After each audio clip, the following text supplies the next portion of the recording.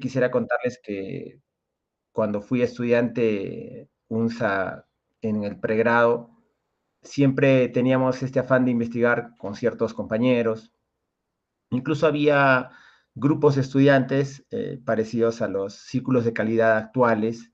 Es más, en ese tiempo, que es alrededor de 1999, 2000, 2001, recién empezaron a aparecer estos círculos de calidad, como los denomina la facultad, o agrupaciones en realidad de estudiantes que con la asesoría de ciertos docentes trataban de inmiscuirse en este campo de la investigación.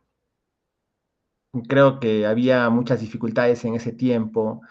Básicamente no había un marco político, institucional, que de alguna manera jalase a las universidades a investigar.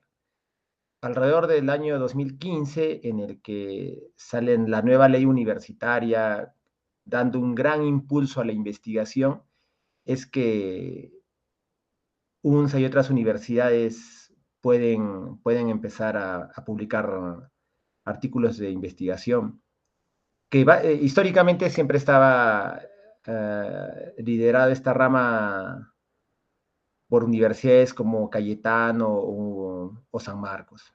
El resto de universidades, si existía, era en forma ocasional.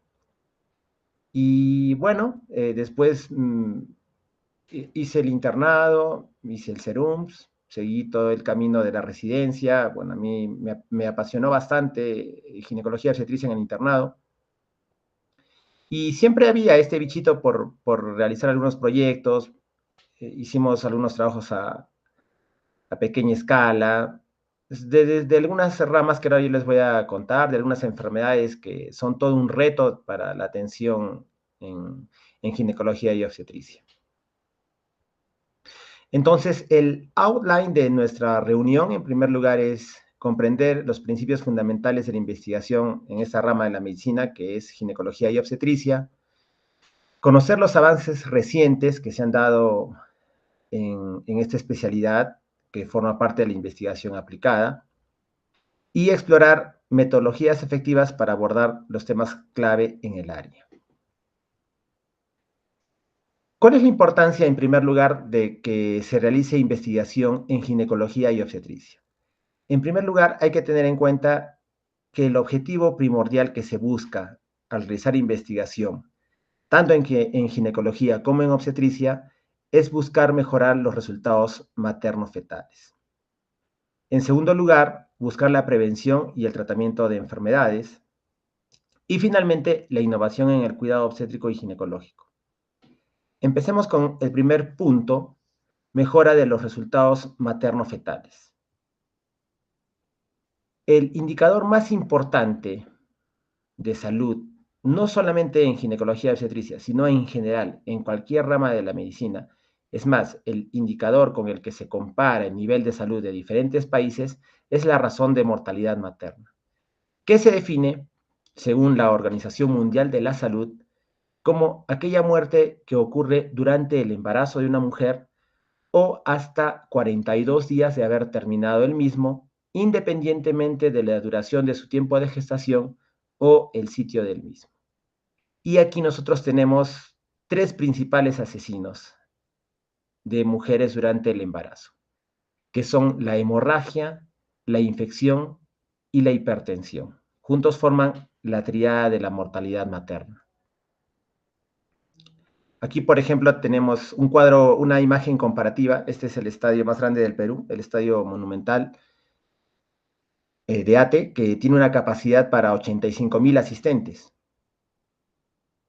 Las estadísticas nos dicen que durante el 2020, que es el último año del que se pueden tener estadísticas a nivel mundial, la mortalidad materna estimada durante el 2020 fue de aproximadamente 287,000 mujeres por 100,000 nacidos vivos. Es decir, que aproximadamente, es más, podríamos llenar 3 estadios de gestantes y esta fue la cantidad de pacientes que fallecieron durante ese año. Y tal vez lo más injusto es que 2/3 partes, es decir, que 2 estadios, se dieron por causas que pudieron ser evitadas, que pudieron ser prevenidas. Lo que habla mucho de la injusticia, bueno, más allá de la falta de atención médica, sino de la falta de políticas, de atención y en general de una adecuada atención primaria para estas pacientes. Seguimos hablando de mortalidad materna. Ojo que esta razón de mortalidad materna, que lo vuelvo a mencionar, es el indicador de salud más importante de un país, se da por 100.000 nacidos vivos. Es decir, la razón de mortalidad materna es el número de muertes por cada 100.000 nacidos vivos. Aquí tenemos unas estadísticas del 2017 para ya adentrarnos un poco en lo que es realidad de mortalidad materna de nuestro país. Y podemos ver que aquí en amarillo nos corresponde una razón de mortalidad materna de entre 30 y 100. Según este estudio de The Lancet del 2015, tenemos que la razón de mortalidad materna varía bastante. A nivel mundial es de 216 muertes maternas por 100.000 nacidos vivos, pero incluye cifras tan dispares como, por ejemplo, África, que está en 70, Latinoamérica, que está en 67, comparado, por ejemplo, con regiones desarrolladas que están en 12 muertes maternas por 100.000 nacidos vivos. Definitivamente hay una diferencia marcada entre esas regiones.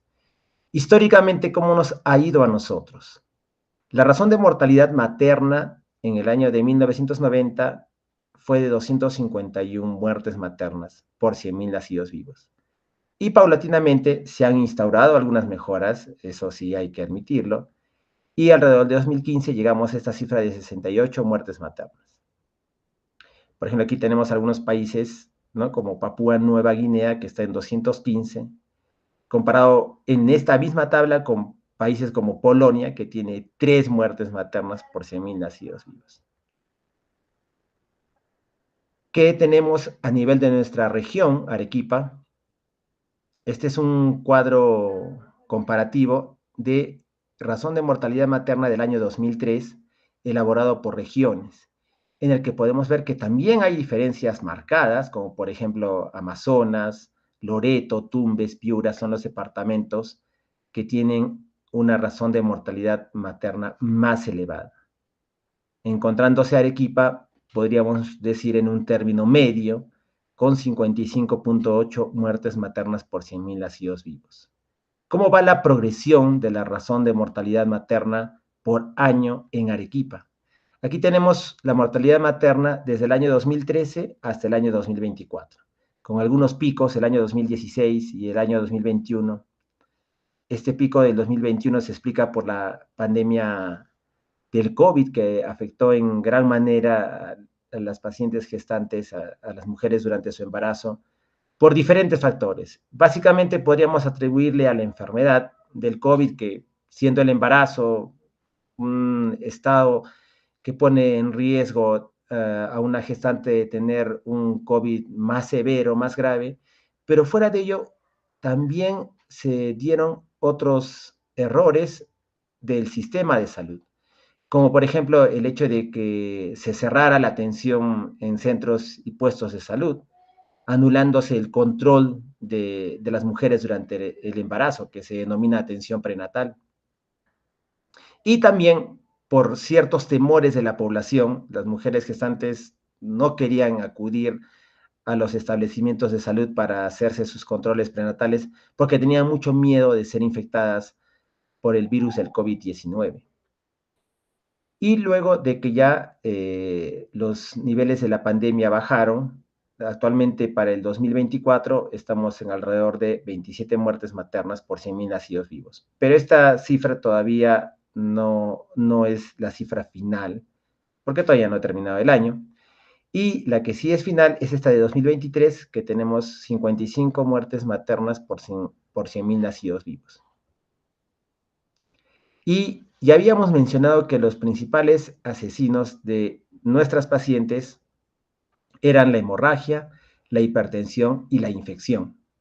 Y aquí nosotros podemos ver en un cuadro de 2012 a 2023 que las dos principales causas de muerte materna en nuestro país son la hemorragia obstétrica y la hipertensión. ¿Cómo nos va Arequipa? Y esto ya también es un punto que quisiera llamar la atención para resaltar una posible línea de investigación. Si bien es cierto, a nivel nacional, la principal causa de muerte es la hemorragia, que se puede dar durante el embarazo, después del posparto, después de que la paciente ha dado a luz, y que es la principal causa de muerte materna a nivel mundial, en Arequipa, tal vez porque así somos los arequipeños, sui generis, tenemos que la principal causa de muerte materna es la hipertensión, que básicamente está causada por la preeclampsia. Esta entidad que se da en el embarazo está asociada a un cuadro de hipertensión y serias complicaciones, tanto para la mamá como para su bebé. Incluso vemos que en años como el 2016 o 2017, en azul está la hipertensión, todas las muertes maternas de Arequipa se debieron a esta causa y también en 2019.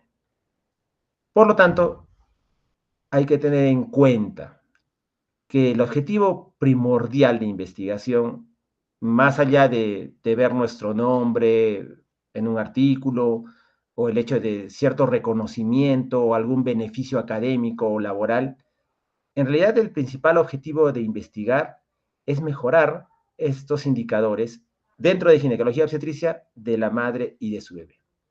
Y en general, para cualquier estudiante de medicina, el objetivo primordial debiera ser el de tener una información o buscar dar a nuestros pacientes los mejores diagnósticos y mejores tratamientos. Por lo tanto, si es que hay algo que quisiéramos empezar a estudiar desde cualquier metodología de investigación, un primer paso sería la preeclampsia, la hipertensión en Arequipa. Bien, segundo punto es la prevención y el tratamiento de enfermedades. Aquí quisiera compartirles, bueno, en primer lugar, está de más resaltar la importancia de la prevención de las enfermedades. Hay una frase que dice, más vale prevenir que lamentar, y en el campo de la medicina es donde cobra más auge esta afirmación. Las vacunas son un claro ejemplo de que la prevención es fundamental en medicina, y permítanme compartirles un modelo de atención que nos cae como anillo al dedo, que es el que propuso el biólogo Leroy Hood en el año del 2011 en Estados Unidos. Leroy Hood es un biólogo que ha estudiado bastante en el campo de la inmunología y de la oncología, y él acuñó el término de las 4 P's de la medicina. ¿En qué consisten las 4 P's? En primer lugar, que la medicina debe ser personalizada, es decir, que toda la información que nosotros recolectamos con la historia clínica, con los análisis, con alguna prueba que realicemos a nuestros pacientes, es específica para esa única persona. Ya hablando un poco de historia de la medicina, en los albores del progreso de la humanidad, imperaba la medicina basada en la eminencia, en el que todos íbamos detrás de quien supuestamente era el gurú de la especialidad. Incluso antes en las visitas, primero siempre iba el de mayor rango, el de mayor experiencia, y luego todos los demás como si fuera una procesión. Y su palabra, la palabra del jefe era total y no tenía opción a réplica. Luego de eso, la medicina pasó a los tiempos basada en evidencia, en el que todas las conclusiones estaban basadas en la interpretación juiciosa de los estudios, y también aquí valía mucho la calidad de estos estudios para que sus conclusiones sean valederas. Ahora estamos nosotros migrando hacia una medicina personalizada, en que toda esa información se debe aplicar específicamente a un solo individuo. Como Leroy Hood, este campo de la medicina personalizada o medicina de precisión mmm, se ha llevado con mayores progresos en los campos de oncología, cardiología, genética. Y en realidad, ginecología y obstetricia recién se está sumando a esta nueva corriente de la medicina. Otro punto del nuevo enfoque de la medicina es que más que ser curativa o reactiva, la medicina debe ser predictiva, es decir, determinar los riesgos específicos de potenciales complicaciones o enfermedades que pueda desarrollar una paciente, bueno, o un paciente. Yo estoy acostumbrado a hablar de unas pacientes por mi especialidad. Tercero, la medicina debe ser preventiva. Más que curativa, la medicina debe ser preventiva. Debe establecer medidas profilácticas para aquellas mujeres que tienen determinados riesgos específicos en base a la información que hemos recolectado. Debe ser participatoria porque debe involucrar a la paciente en la toma de decisiones. Antes había un enfoque de atención vertical, ¿no? En que el médico decía A y la paciente tenía que decir A.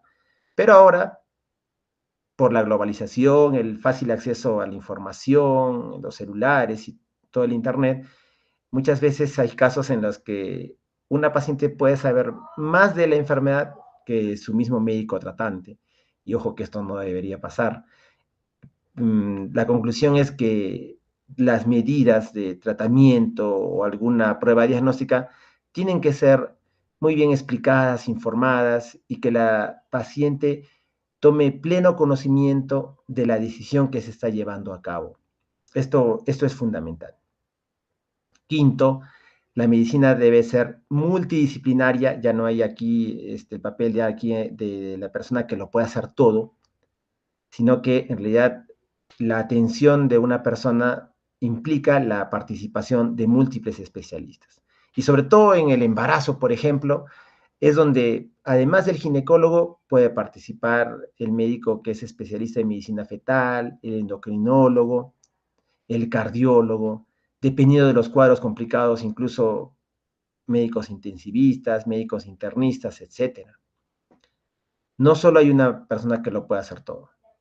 Y finalmente, la medicina debe ser centrada en la persona, es decir, que se basa en necesidades, valores y preferencias de las pacientes.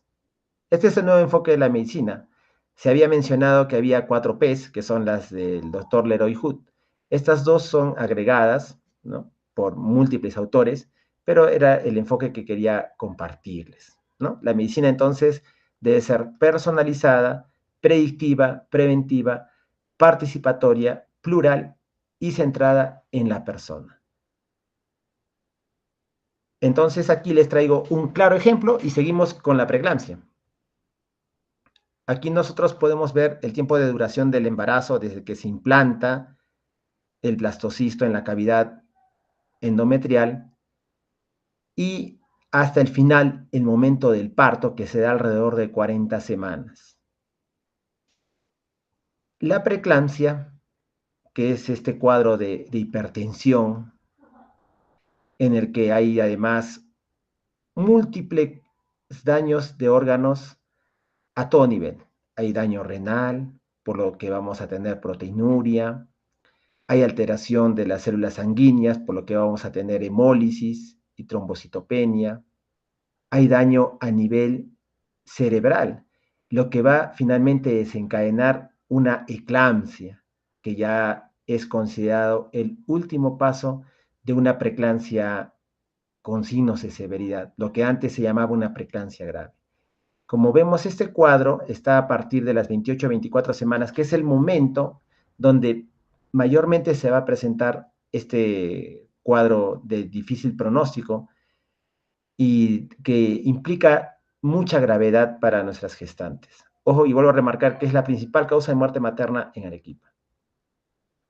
Entonces, nosotros al inicio, desde que se implanta el blastocisto, desde que la paciente se da cuenta que está embarazada, desde que inicia sus controles, no vamos a saber que tiene preeclampsia. Recién es en este momento donde se va a presentar el cuadro clínico. Vamos a tener síntomas y signos que nos van a decir, esta paciente tiene preeclampsia.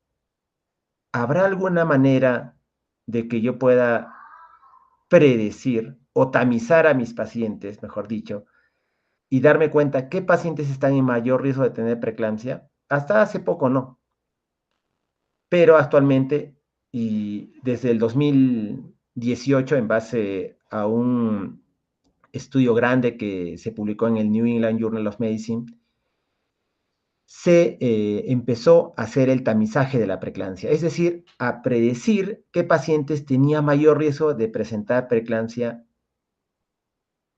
en el final de su embarazo. Aquí vemos una imagen, ¿no?, elaborada en base a inteligencia artificial que parece muy complicada de entender. No es tanto el mensaje que quiero que se lleven de verlo complicado, en realidad el tamizaje de preeclampsia lo podemos hacer. Desde indicadores clínicos, dosando algunos marcadores de factores angiogénicos y antiangiogénicos y evaluando el Doppler de arterias uterinas. No quiero detenerme mucho en este campo, pero aquí ya les comparto un poco de lo que estamos haciendo. Y antes de explicarles este póster que se va a presentar en el evento presentado por nuestra facultad, que va a ser en noviembre, el enfoque preventivo nos ayuda a que una paciente sin ningún síntoma, sin ningún signo, tempranamente en su embarazo, nosotros podamos decirle: señora, usted tiene riesgo de tener más adelante preeclampsia. El siguiente paso es tener un enfoque preventivo. O sea, está muy bien, estamos prediciendo, estamos diciéndole a una paciente: usted tiene riesgo, entonces, pero ahora, ¿qué voy a hacer? Hay múltiples medidas, como mejorar estilo de vida, damos tratamiento con aspirina, se da tratamiento con calcio, se motiva a la paciente que pueda hacer sesiones de ejercicio de 140 minutos a la semana, etc. Entonces, vemos que aquí el enfoque de la medicina de las 6 Ps funciona. Entonces, este es bueno, en realidad no llegamos a tiempo a presentar este proyecto a los fondos concursables de UNSA Investiga, y por lo pronto está en la etapa de póster, pero la idea es que al siguiente concurso podamos postular y podamos ganar, en el que se van a estudiar ciertos marcadores de sangre, que son estos factores angiogénicos y antiangiogénicos, que me van a decir qué pacientes tienen más riesgo de tener preeclampsia. Es una primera línea de investigación, no significa que tengamos que replicar esto, ¿no? Creo que hay aspectos que se pueden evaluar, desde factores de riesgo, complicaciones que se ven en las pacientes, desde la misma, determinar nuestra frecuencia de preeclampsia para cierta región o cierto hospital o cierto establecimiento de salud.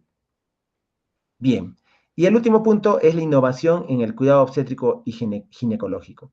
Aquí también quisiera contarles, en realidad, la primera experiencia que tuve en investigación ya más formal, eh, más elaborada, porque como les estaba diciendo al inicio de la presentación, los pininos que yo hice en realidad fueron pequeños estudios que se presentaron en un congreso, pero en este tiempo, en realidad, que es alrededor del año 2020, me parece, sí, porque fue más o menos en la pandemia, no tenía mucho interés ya en investigar, un poco que me había contagiado del sistema, en realidad. Yo soy docente en la universidad desde 2018 y traté de impulsar algunos proyectos, busqué algún apoyo en algunos docentes y encontré todas las puertas cerradas. Así que, bueno, dije: creo que no se puede, me rendí. Obviamente es un error. Y ahí se quedó. Las ideas, los proyectos, algunas ideas sirvieron para que algunos alumnos que empezaron a hacer los estudios se pudieran graduar, pero nada, nada grande, nada publicado. Y en realidad yo les agradezco a los estudiantes de medicina de la universidad, porque, bueno, en este caso fue el doctor Kevin Flores, ya es médico cirujano, quien me buscó y me invitó a participar en este estudio, en el que quisiera resaltar, y ese es otro consejo que les quiero dar, que es que la investigación no se hace con una o dos personas, ¿no? Aquí vemos, es más, no se hace con gente de una sola universidad la mayoría de veces, ni tampoco con gente que solamente estudia una carrera.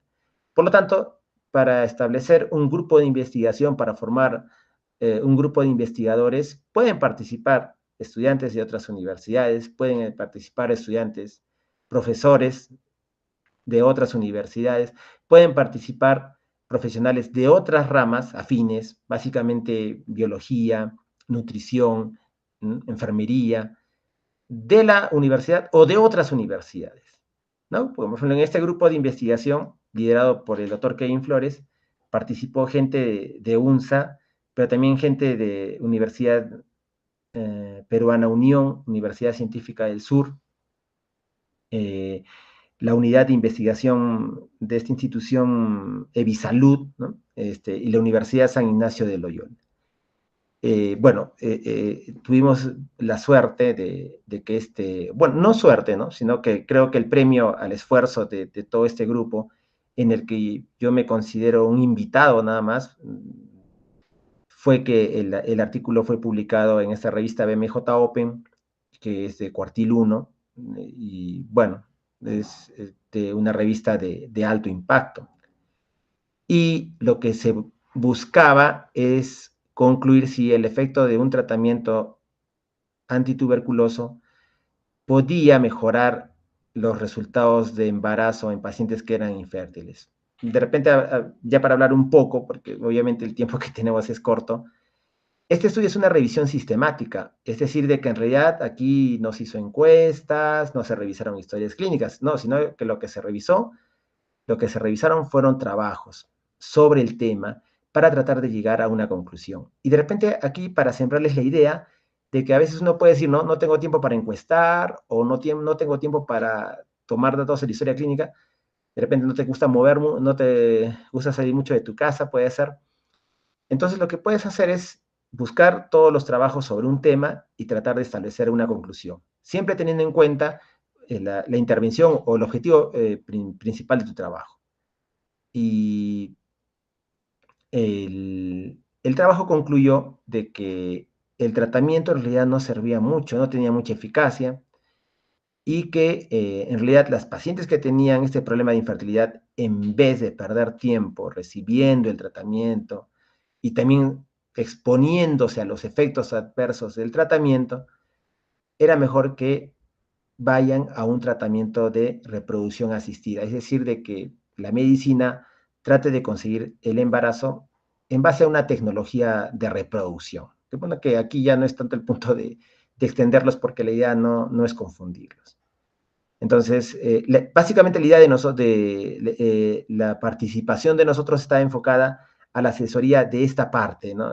Porque todos los tratamientos de fertilidad y todo este aspecto para estudiantes puede ser un tanto complicado entenderlo. Entonces, básicamente nuestro papel fue ese, ¿no?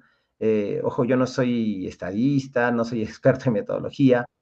Este, mi participación fue en ese campo. Y bueno, mm, creo que Kevin también perteneció al SOCIEMA, y bueno, podría, no sé ahora que actualmente qué se encuentre haciendo, pero igual es una persona a la que se puede buscar apoyo para poder desarrollar más proyectos de investigación. Bien, entonces, ¿cuáles son mis líneas principales de investigación en la actualidad? En primer lugar, el tema de preeclampsia, que ya lo he mencionado. También podríamos considerar las infecciones obstétricas, la tuberculosis genital. Y hay un último tema que ahora es el que me está apasionando más, que es el de la microbiota materno-neonatal. Básicamente lo que ahora vamos a empezar a estudiar es el impacto del modo del parto y la edad gestacional.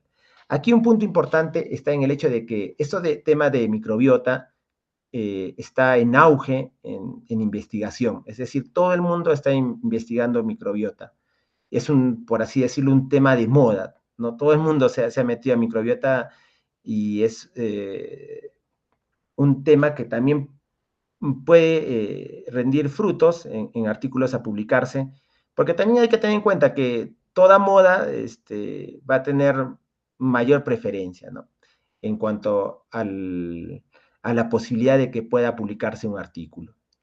Solamente a modo de introducción, en realidad las células que conforman nuestro organismo no son la mayoría de células propias, sino que en realidad nuestro cuerpo está mayoritariamente formado por bacterias. La cantidad no la sé exactamente en este momento, pero es una cantidad abrumadora. Y nosotros tenemos microbios a nivel bucal, en tracto respiratorio, en tracto intestinal, y en el caso de las mujeres hay una microbiota vaginal eh, que actualmente se está estudiando y lo que se mira, por ejemplo, es de que la microbiota asociada a parto prematuro, que es otra complicación obstétrica frecuente, la microbiota asociada a parto prematuro es diferente de la microbiota que tienen las pacientes que dan a luz a los 9 meses, sin complicaciones. Entonces, esto es algo que se está estudiando a todo nivel. Por ejemplo, hay pacientes que tienen mayor riesgo de infecciones urinarias, que tienen más riesgo de tener infecciones vaginales, en infecciones de transmisión sexual. ¿Cuál es la relación que existe entre la microbiota vaginal y los gérmenes patógenos? Es decir, si es que la interacción entre estos microorganismos puede poner a una paciente en mayor riesgo de desarrollar alguna enfermedad. Ojo que este es un punto nada más que yo lo estoy enfocando porque en realidad hay diferentes estudios que se están llevando a cabo por diferentes grupos también de la universidad y a nivel nacional también. Y también quisiera contarles un poco sobre una tecnología emergente con la que contamos en la universidad, que es la secuenciación de tercera generación, que está en el Laboratorio de Microbiología Molecular de la Facultad de Medicina. ¿Qué metodologías podemos implementar en nuestra especialidad? En primer lugar, los estudios clínicos y epidemiológicos clásicos, que son los estudios de casos y controles, estudios de cohortes.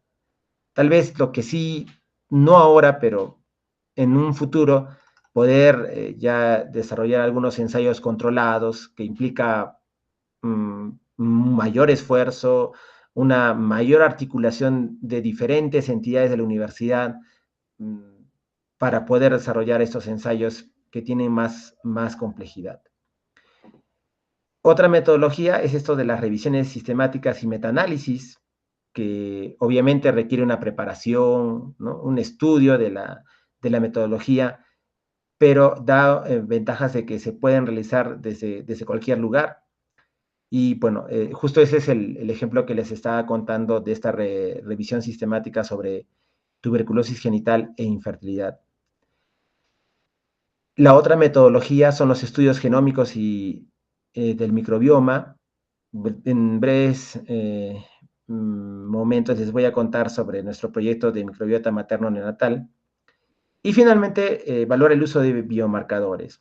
En este caso, habíamos hablado ya un poco sobre los marcadores angiogénicos en la preeclampsia. Pero el enfoque de preeclampsia puede darse, por ejemplo, desde un estudio clínico, desde revisión sistemática, también. Aquí, por ejemplo, tenemos rápidamente cuáles son las diferencias entre un estudio transversal, el estudio de casos y controles y los estudios de cohortes. Es más, los estudios transversales son aquellos que, entre comillas, podrían realizarse en forma más rápida y sin muchos esfuerzos, porque solamente busca medir prevalencias de una condición, un factor de riesgo. Pues, su objetivo principal es describir la prevalencia o frecuencia de una enfermedad o un factor de riesgo y su diseño temporal es instantáneo, es decir, que se realiza en un único momento.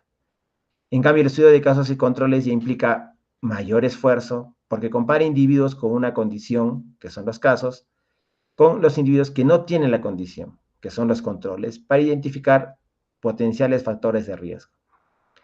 Su objetivo principal es precisamente identificar las asociaciones entre factores de riesgo y la ocurrencia de una enfermedad, y son estudios de diseño retrospectivo. Finalmente, los estudios de cohortes siguen a un grupo de personas, que es la cohorte, a lo largo del tiempo para ver quiénes desarrollan o no una condición en relación con la exposición a un factor. Su objetivo principal, por lo tanto, es determinar la relación causal entre un factor de riesgo y el desarrollo de una enfermedad. Y su diseño temporal es prospectivo o retrospectivo.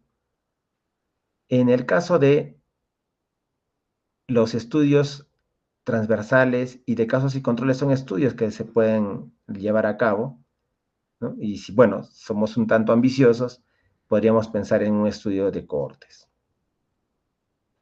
Entonces aquí una oportunidad que podemos aprovechar es la presencia del laboratorio de microbiología molecular en la Facultad de Medicina, que está implementado desde el año 2019.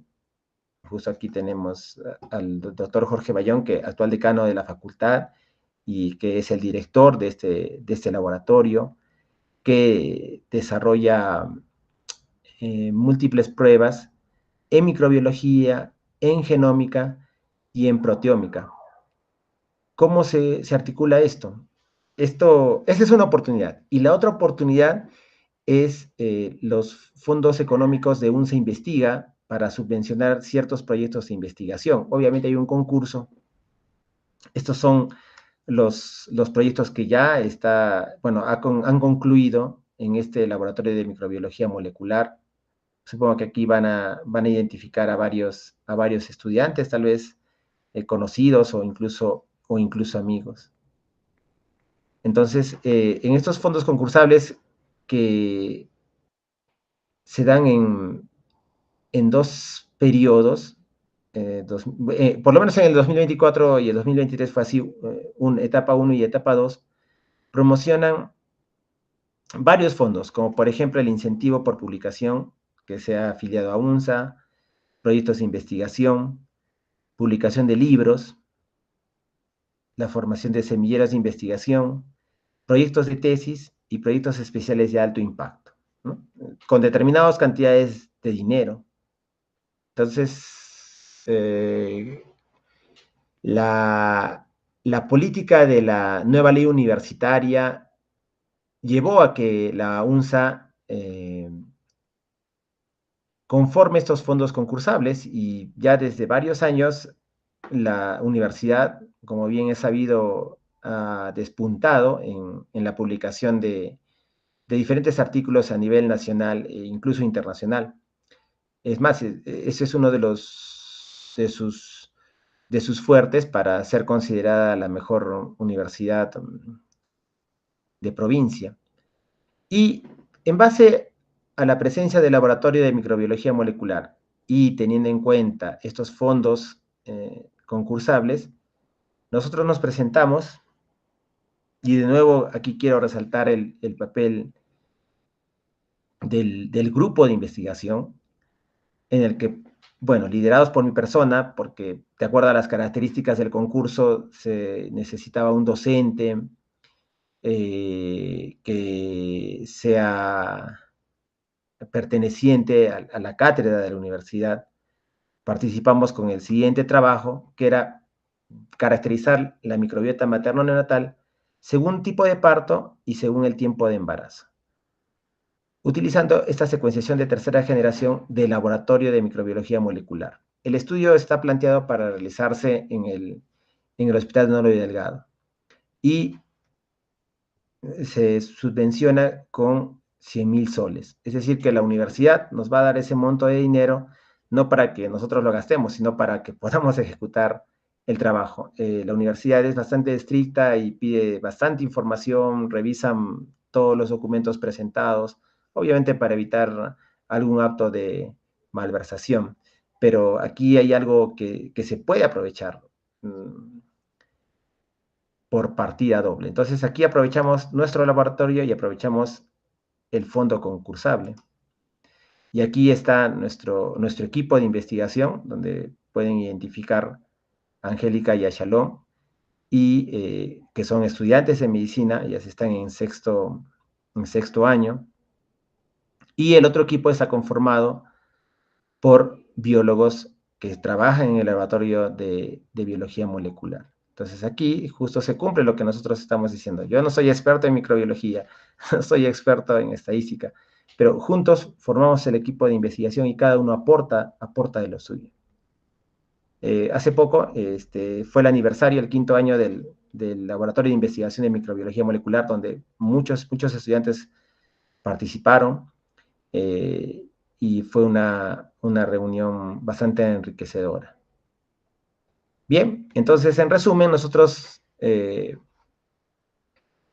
tenemos que la experiencia, en primer lugar, se dio con un trabajo sobre tuberculosis genital y el tratamiento de mujeres infértiles. Actualmente estamos próximos a ejecutar nuestro proyecto de caracterización de la microbiota materno-neonatal, y el objetivo no solamente en preeclampsia es la presentación del póster en el próximo mes, sino ya también presentarnos a otro fondo concursal el próximo año para poder también ya empezar esta relación de los marcadores de desbalance angiogénico en la preeclampsia. ¿Qué herramientas y recursos podemos tener? En primer lugar, las bases de datos y revistas científicas. Hay muchas revistas que son open access, de libre acceso. Bueno, la misma universidad actualmente tiene acceso a varias bases de datos. Antes, bueno, en mi tiempo de pregrado no se tenía acceso a ninguna.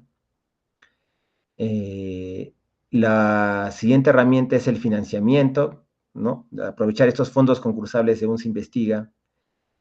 Y el tercer recurso es la colaboración interdisciplinaria, porque es importante trabajar con otras áreas en medicina.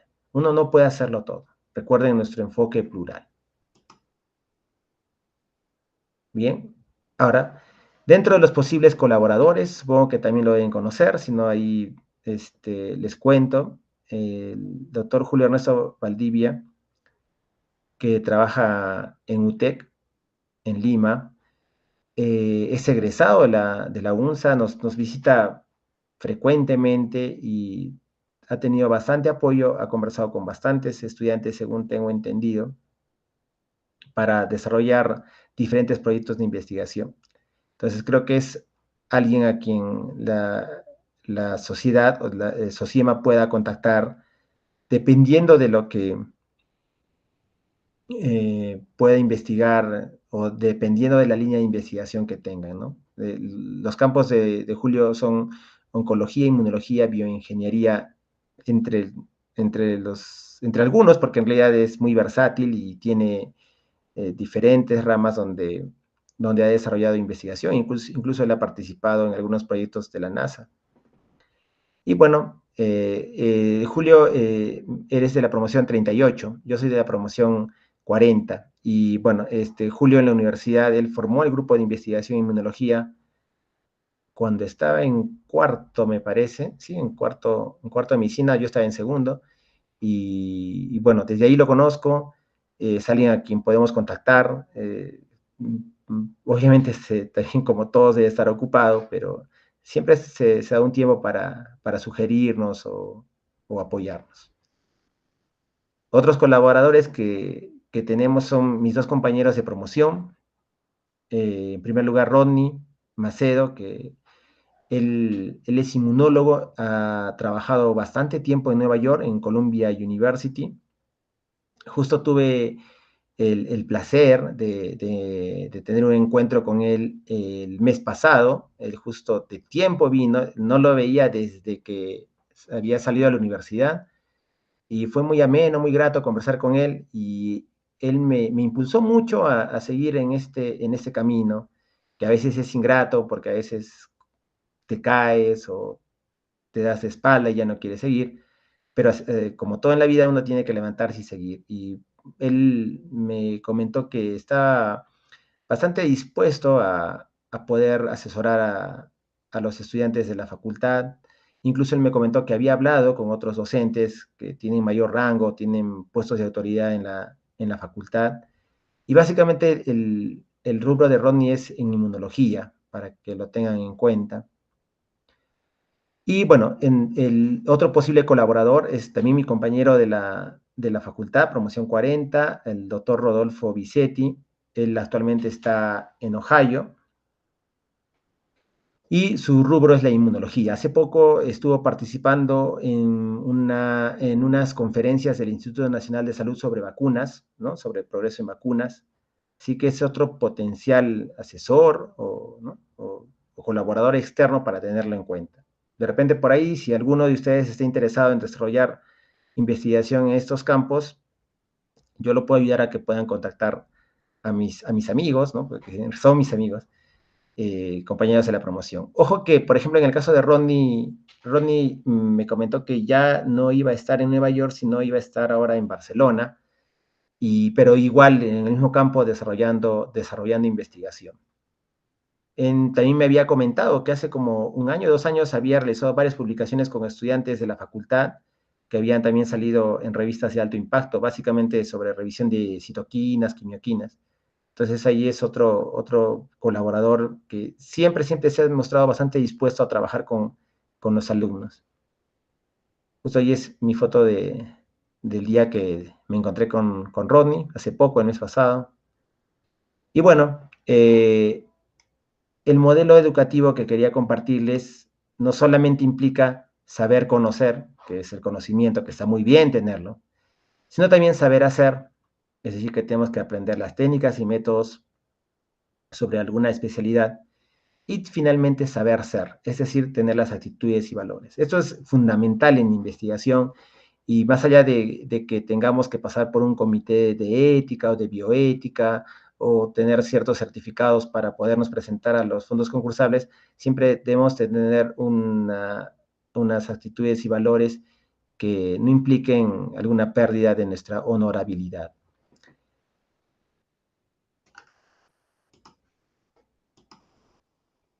Y aquí, por ejemplo, la pirámide del aprendizaje implica que nosotros vamos a aprender solo el 10% de lo que leemos, el 20% de lo que escuchamos, el 30% de lo que miramos, el 50% de lo que se ve y lo que se mira.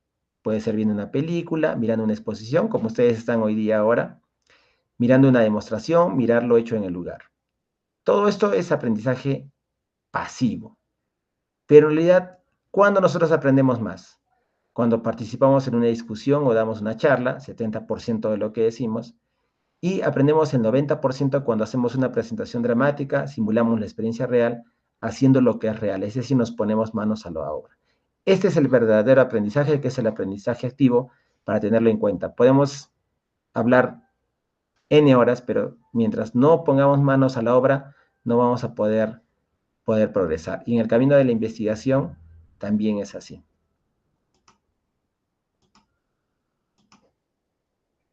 Y 3 aspectos para tener en cuenta en ese camino: tener disciplina y dedicación. Vas a tener que sacar tiempo, no de tu tiempo académico, de estudio, porque no por investigar vas a dejar de ser un buen estudiante. Recuerda que tu prioridad es ser médico y que para ello te estás formando, sino que de otras actividades vas a tener que sacar tiempo para poder investigar. Eso implica disciplina y dedicación.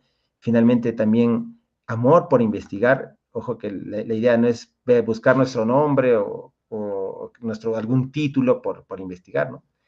Y también la búsqueda de un mentor o dos mentores, o también un equipo, aprovechando las organizaciones de estudiantes en la universidad, sobre todo para los estudiantes de años de básicas, que tal vez de repente no tienen algún camino decidido, no tienen alguna rama de investigación. Sobre todo ellos podrían apoyarse en sus hermanos mayores, los chicos que están en clínicas, o tal vez en algún docente, dependiendo del interés en la rama que quieran investigar.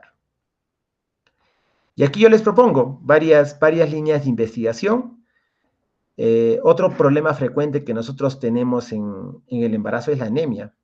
La complicación médica más frecuente de las gestantes es la anemia. Y de repente ustedes pueden decir, pero sobre anemia se ha investigado bastante. Es cierto, pero hasta ahora no damos con el clavo y nuestras pacientes siguen teniendo anemia. Hay estadísticas que dicen de que el 60, 70, incluso 80% de pacientes que tienen parto en Perú tienen anemia, lo cual es algo criminal, no tiene perdón. y el sistema de salud no hace nada para mejorarlo. O en todo caso, lo que hace no lo hace bien. Entonces, investigar en este campo va a rendir sus frutos porque igual la anemia también es un tema que es preponderante, no va a pasar de moda y a todo el mundo le gustaría tener la solución para la anemia en el embarazo. Ojo que la anemia no solamente es frecuente en Perú, sino a nivel mundial. Otra línea de investigación a trabajar sería la atención prenatal. Y aquí ya también tenemos bastante pan por rebanar, desde encuestas sobre calidad de atención prenatal o si es que esta atención prenatal de forma defectuosa o ausente o en menor cantidad repercute en ciertas complicaciones de las pacientes embarazadas. Otro punto a investigar es elaborar una curva de crecimiento fetal. Nosotros nos guiamos para comparar el peso de nuestros bebés con curvas extranjeras, pero en Arequipa no se ha diseñado alguna curva de crecimiento específica para nuestra región. Todas las instituciones, OMS y todas las demás instituciones de Inglaterra o Estados Unidos dicen que cada país, cada región debe tener su propia curva de crecimiento fetal. Entonces también hay otro campo de investigación. Otro campo de investigación es evaluar el impacto de la infección por virus de papiloma humano, que también es otro problema frecuente. Otro campo a investigar son los métodos de planificación familiar. Nosotros hemos hablado, bueno, les he hablado bastante de razón de mortalidad materna, y nosotros podríamos trabajar mucho en prevención, pero el mejor método para prevenir una muerte materna es evitar que la paciente que no desea quedar embarazada y que tiene relaciones, precisamente no se embarace, porque el mismo hecho de estar embarazada la pone en riesgo de morirse. Entonces, aquí se puede estudiar el acceso a educación, eh, la presencia de complicaciones, porque muchas pacientes, por ejemplo, dejan de usar métodos de planificación porque presentan ciertas complicaciones. Entonces, sería interesante saber por qué algunas pacientes dejan de usar los métodos de planificación. ¿Qué efectos adversos tienen? ¿O hay falta de información, falta de conocimiento, falta de seguimiento? Otro punto importante también son las infecciones de transmisión sexual. Es más, aquí podemos aprovechar el laboratorio de microbiología molecular tratando de buscar ciertas infecciones. Aquí tenemos múltiples bichos para poder investigar también. El otro punto es evaluar la calidad de atención del parto. Se pueden aplicar encuestas o se pueden hacer evaluaciones de cómo se realiza la atención del parto. Como cualquier procedimiento en medicina, todo tiene que tener un orden, todo tiene que tener una metodología, es decir, que todo tiene que estar sistematizado y estandarizado, ¿no? Todos tenemos que tener un mismo lenguaje, por así decirlo. No hay que alguien se quiera salir y hacer una atención o un procedimiento médico en medicina a su modo. No hay a mi manera, sino que todo se tiene que realizar basado en un orden. Y entonces, básicamente en estudiar calidad, la idea es esa, ver qué tan bien o qué tan mal estamos haciendo nuestros procesos de atención, no solamente del parto, sino de atención prenatal. Por ejemplo, aquí antes de que se me pase la idea, y de repente ahí implicaría coordinar con otras ramas fuera de medicina o de salud, porque implicaría ya entrar en el campo de la informática o de la ingeniería, está en el hecho de que la atención prenatal sería mejor si es que se podría monitorear a través del celular o a través del internet o a través del correo o a través del WhatsApp incluso. Es decir, si es que pudiéramos estudiar alguna tecnología, alguna aplicación que pudiera alertar o avisar o dar tips de salud a nuestras gestantes, podríamos elaborar esa aplicación. Otra aplicación podría ser un sistema adecuado de referencia en los hospitales, en nuestros puestos y centros de salud del MINSA, del Ministerio de Salud.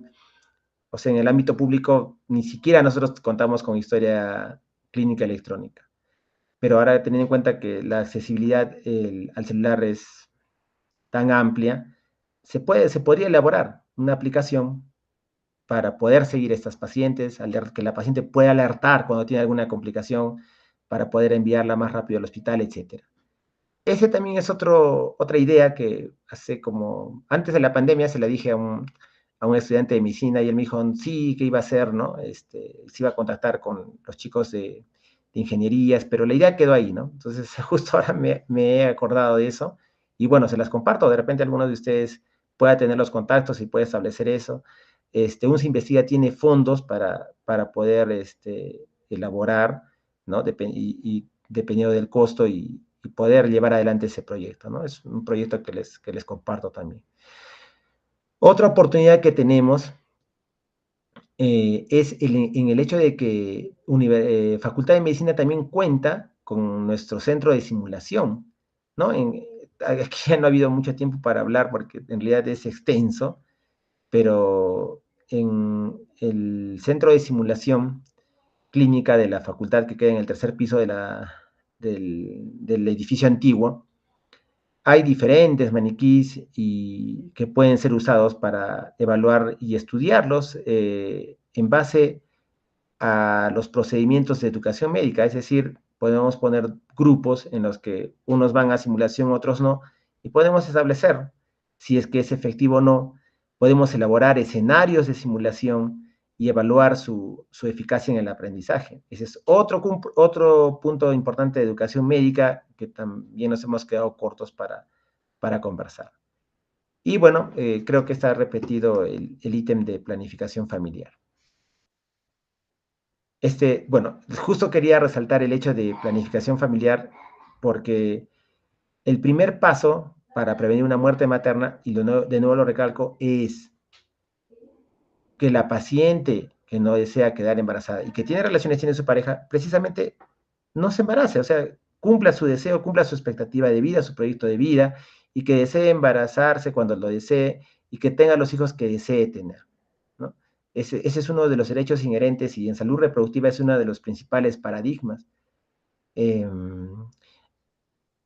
y la inequidad, la deficiencia a estas tecnologías, a estos tratamientos, en nuestro país es bastante frecuente. Desde un punto de vista también, más allá del punto de vista médico, sino hasta un tanto cultural, religioso, ¿no? Hasta cierto punto los métodos son satanizados y eso también implica que las pacientes no quieran acceder a estos métodos. Entonces aquí ya incluso se pueden desarrollar proyectos de investigación cualitativa. Me parece que han tenido una exposición sobre ese tipo de investigación para ver el mejor enfoque, porque otro de los problemas que se tienen es la elevada tasa de embarazos en adolescentes, pacientes que están en cuarto, quinto de secundaria o que acaban de terminar el colegio quedan embarazadas, lo cual también es otro drama, es, es, es, un, es todo un problema, no solo de salud, porque estas pacientes tienen más riesgo de complicarse,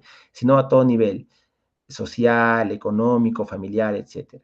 Entonces creo que hay también todo un gran campo en el que se puede realizar investigación. Bien, entonces he tratado de resumirles cuáles son estos principios fundamentales y avances en mi especialidad. Ojo que el tiempo es bastante corto para poder hablar. Básicamente les he contado lo que yo he realizado, mi experiencia, y creo que eso es lo más útil para ustedes. No podría hablar de algo que en realidad no estoy haciendo. Eh, y también quiero que se lleven el precepto de que la investigación en ginecología y obstetricia es vital para mejorar la salud materno-infantil. Y bueno, yo estoy bastante dispuesto siempre a participar y colaborar en proyectos futuros, como muy bien he podido presentarles. Bien, finalmente esta frase que dice: los analfabetos del siglo XXI no serán aquellos que no sepan leer y escribir, sino aquellos que no sepan aprender, desaprender y reaprender.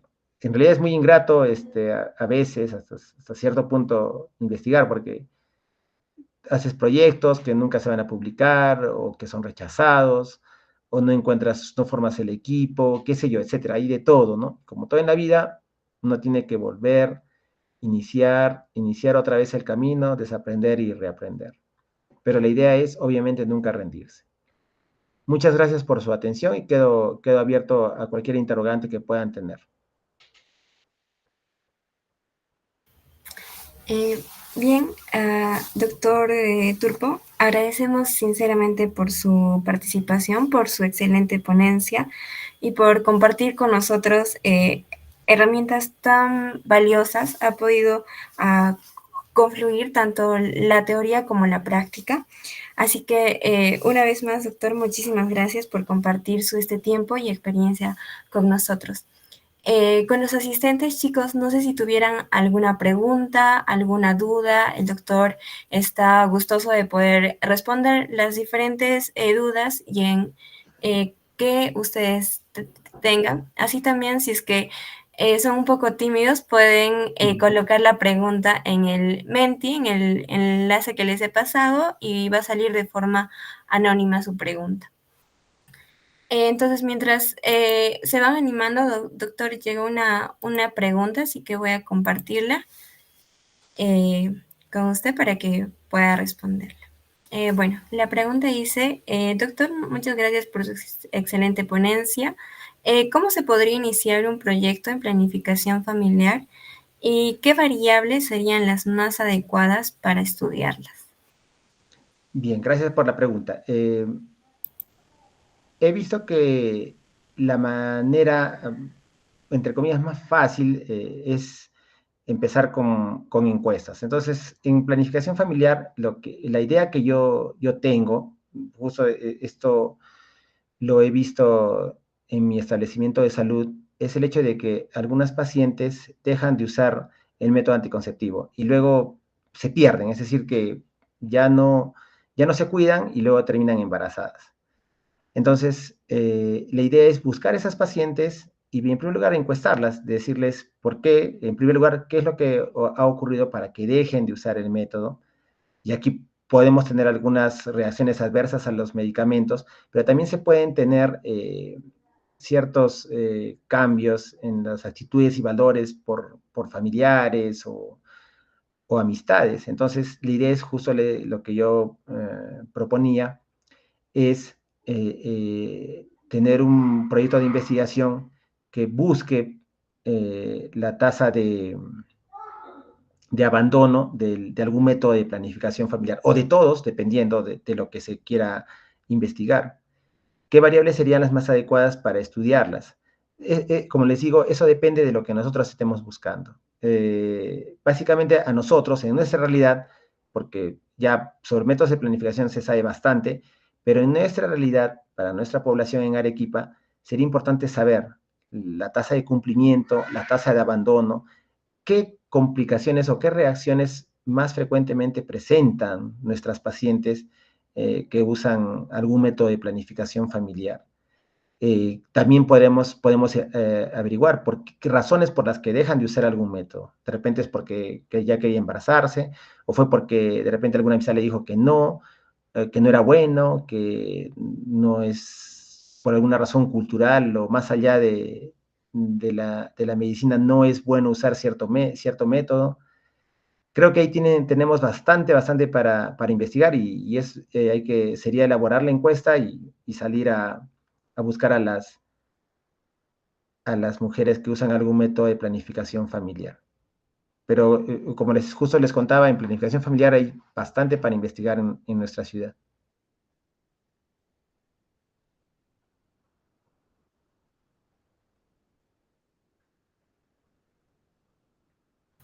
Bien, muchas gracias, doctor, por responder esta pregunta. No sé si chicos tengan alguna otra duda más.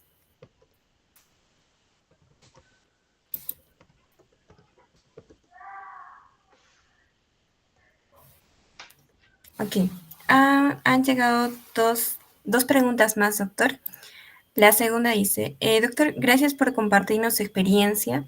En las líneas de investigación que nos mostró, ¿cómo se podría elaborar la curva de crecimiento fetal? Muy bien, gracias por la pregunta. La elaboración de la curva implica básicamente el rol que ustedes tendrían sería el de recolectar los datos, porque la información del peso fetal nos la van a dar los médicos especialistas que realicen la ecografía a las pacientes gestantes. Este estudio tendría que hacerse en algún hospital grande o en la mayor cantidad de hospitales para que sea de mayor validez, que implique la toma del peso de los bebés a todas las edades gestacionales posibles, básicamente en el segundo y tercer trimestre, es decir, a partir de los 3 meses. Entonces, la idea de los estudiantes sería recolectar los datos y luego tener un asesor estadístico para que se pueda elaborar esa curva de crecimiento. Entonces, aquí implicaría mucho el que se pueda tener la aprobación de las autoridades del hospital, el acuerdo con los médicos de ginecólogos de determinado servicio hospitalario para que se pueda desarrollar, el trabajo. Ok, ok, doctor, muchas gracias por responder esta pregunta. Y bueno, una última menciona. Doctor, nos podría dar, o bueno, algún tema que sería novedoso y factible para realizar en un proyecto de tesis?